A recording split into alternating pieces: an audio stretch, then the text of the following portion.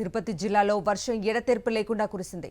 శేషాచలం కొండల నుంచి వరదలు పోటెత్తడంతో స్వర్ణముఖి నది సహా వాగులు వంకలు పొంగి పొర్లుతున్నాయి.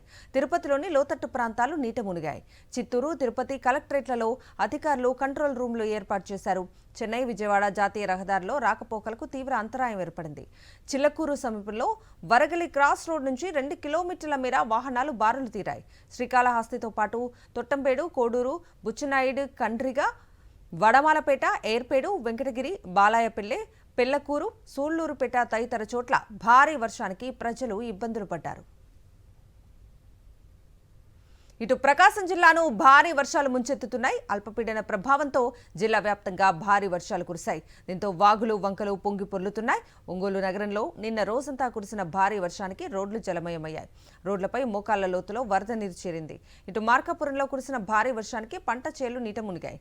అకాల వర్షానికి తీవ్రంగా నష్టపోవడంతో రైతులు ఆందోళన చెందుతున్నారు.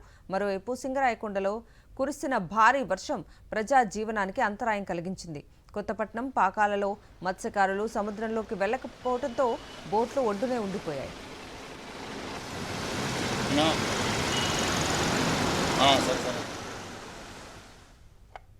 అల్పపీడన ప్రభావంతో నెల్లూరు జిల్లా పొదలకూరు, రావూరు, కలువాయి, సైదాపురం మండలాల్లో గత 3 రోజులుగా వర్షాలు కుంభవృష్టిగా పడుతున్నాయి.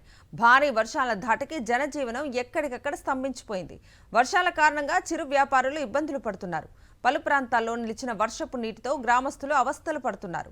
మరోవైపు సైదాపురం మండలంలోని పిన్నేరు బ్రిడ్జ్పై వరద ప్రవహిస్తుండటంతో రోడ్డుకు అడ్డంగా ముళ్ల కంచెను ఏర్పాటు చేసి వాహనాల రాకపోకలను నిలిపేశారు పోలీసులు.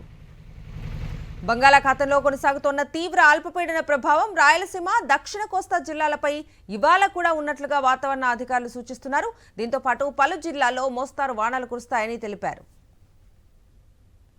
బంగాళాఖాతంలో కొనసాగుతోన్న తీవ్ర అల్పపీడన ద్రోణి ప్రభావంతో ఏపీలోని పలు జిల్లాల్లో భారీ వర్షాలు కురుస్తున్నాయి. ప్రధానంగా రాయలసీమ, దక్షిణ కోస్తా జిల్లాలో పలు చోట్ల కుండపోత వానలు పడుతున్నాయి.